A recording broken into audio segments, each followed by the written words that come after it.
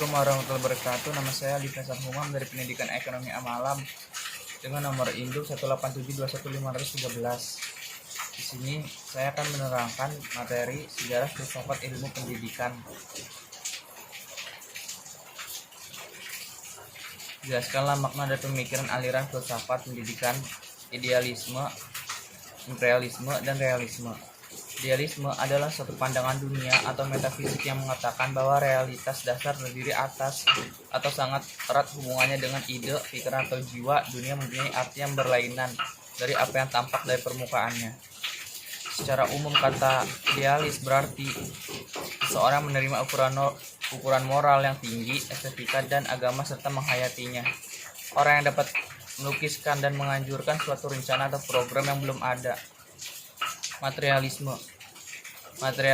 adalah paham dalam filsafat yang menyatakan bahwa hal yang dapat dikatakan benar-benar ada adalah materi. Pada dasarnya semua hal terdiri atas materi, dan semua fenomena adalah hasil interaksi material.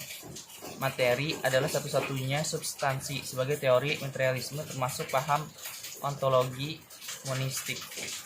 Realisme merupakan salah satu pemikiran aliran klasik yang disandarkan kepada Aristoteles yang memandang dunia dalam tema material. Realisme berpandangan bahwa hakikat realitas ialah fisik dan juga ruh yang bersifat hal fisik dan rohani, dualitas.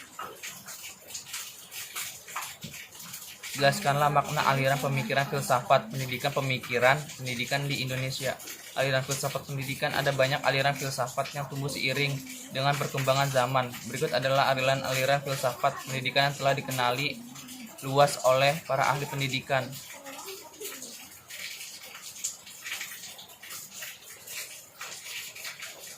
Menurut saudara, bagaimanakah praktek pendidikan di Indonesia dalam perspektif filsafat pendidikan? Jelaskanlah dengan contoh. Sejarah filsafat pendidikan menjadi ruang inspirasi khususnya bagi para pendidikan dalam hal melaksanakan ide-ide tertentu dalam pendidikan, seperti kemana pendidikan diarahkan, siapa saja yang patut menerima pendidikan, bagaimana cara mendidik, serta apa peran pendidik.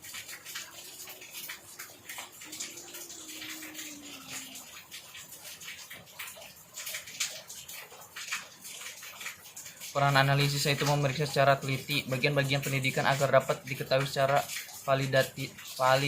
validitasnya. Contoh perspektif filsafat pendidikan memiliki makna perspektif atau memberi pengarahan kepada pendidik dalam soal apa dan mengapa pendidikan itu. Peran investigatif memeriksa dan mengkaji kebenaran suatu teori pendidikan. Jelaskanlah maksud dari makna peningkatan kesempatan dan mutu pendidikan adil bagi setiap warga negara. Peningkatan pemerataan atau kesematan pendidikan. Dalam Kamus Besar Bahasa Indonesia, pemerataan berasal dari kata-kata yang artinya meliputi seluruh bagian tersebar segala penjuru dan sama-sama memperoleh jumlah yang sama. Sedangkan kata pemerataan berarti proses, cara perbuatan melakukan pemerataan. Jadi dapat disimpulkan bahwa pemerataan pendidikan adalah suatu proses dan cara perbuatan merupakan melakukan pemerataan terhadap pelaksanaan pendidikan sehingga seluruh lapisan masyarakat dapat merasakan pelaksanaan pendidikan. Peningkatan mutu pendidikan.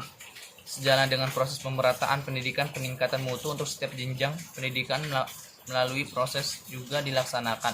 Peningkatan mutu ini diarahkan kepada peningkatan mutu masukan dan lulusan, proses guru, sarana dan prasarana, dan anggaran digunakan untuk menjalankan pendidikan. Rendahnya mutu pendidikan dipengaruhi oleh beberapa faktor. Faktor yang terpenting yang mempengaruhi adalah mutu proses pelajaran yang belum mampu menciptakan proses pembelajaran berkualitas, padahal hasil belajar yang bermutu hanya mungkin dicapai melalui proses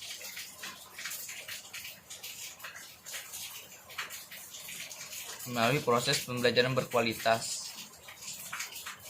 Jika proses belajar tidak optimal, sangat sulit diharapkan terjadinya hasil belajar yang bermutu. Jika terjadi belajar yang tidak optimal menghasilkan skor hasil ujian yang baik, maka hampir dapat dipastikan bahwa hasil belajar tersebut adalah semu. Ini berarti bahwa pokok permasalahan untuk pendidikan lebih terletak pada masalah pemrosesan pendidikan.